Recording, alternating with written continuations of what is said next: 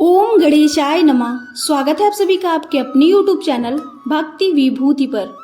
गणपति स्थापना एवं विसर्जन से संबंधित कुछ विशेष नियम।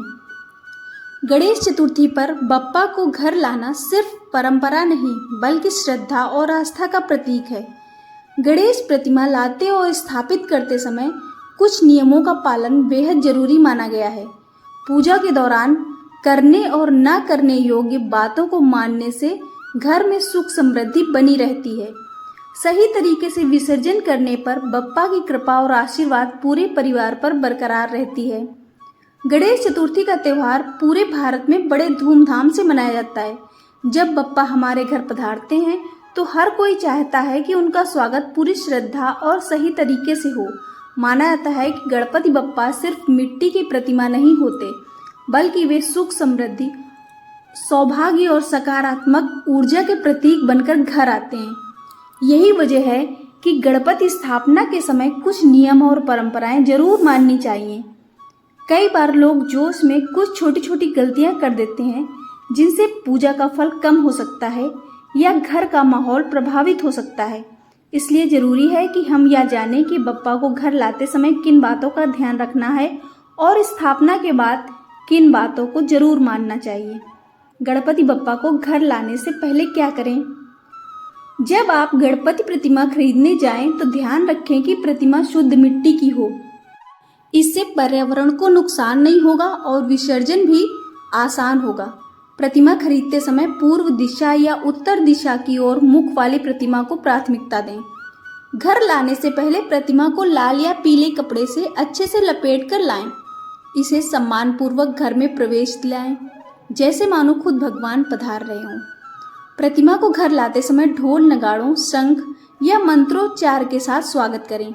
इससे वातावरण सकारात्मक हो जाता है। स्थापना के समय ध्यान रखने योग्य बातें। प्रतिमा की स्थापना उत्तर पूर्व दिशा या घर के ईशान कोण में करना सबसे शुभ माना जाता है। प्रतिमा को लकड़ी की चौकी पर लाल या पीले कपड़े बिछाकर स्थापित करें।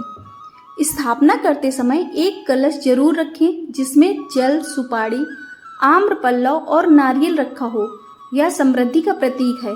स्थापना के समय परिवार के सभी सदस्य मौजूद रहें और मंत्रों के साथ आरती करें। गणपति बप्पा घर में हो तब करने योग्य बातें। रोज सुबह शाम गणपति बप्पा की आरती करें। प्रतिमा के सामने ताजे फूल और फल चढ़ाएं।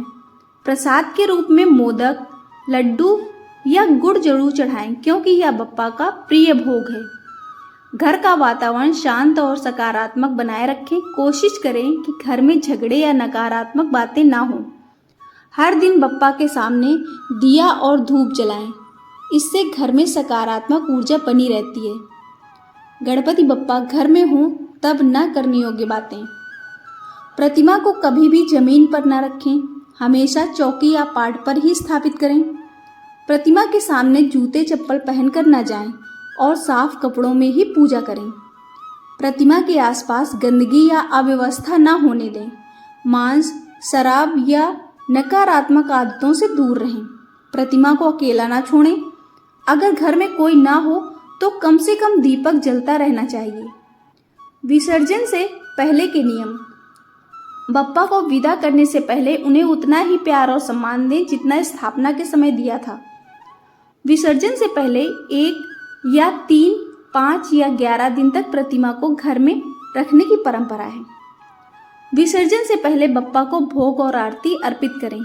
पर्यावरण का ध्यान रखते हुए प्रतिमा को तालाब या नदी की बजाय कृत्रिम जलकुंड या घर पर ही बाल्टी में विसर्जित करें। विसर्जन करते समय गणपति बप्पा मोरया, अगले बरस तो जल्दी आ बोलकर विदाई दें। गणेश चतुर्थी सिर्फ एक त्यौहार नहीं बल्कि बप्पा के स्वागत और उनके साथ बिताए गए पलों का उत्सव है। इसलिए जरूरी है कि हम उनकी स्थापना और पूजा में हर नियम का पालन करें। करने और न करने योग्य बातों को सही से मानने से घर में सुख, शांति और समृद्धि बनी रहती है। साथ ही बप्पा की कृपा हमेशा परिवार पर बनी रहती है। आपको यह जानकारी कैसी लगी कृपया कमेंट करके अवश्य बताएं। जानकारी पसंद आई हो तो वीडियो को लाइक और शेयर करें। ऐसी और भी जानकारी और कहानियों के लिए चैनल को सब्सक्राइब करना ना भूलें। धन्यवाद।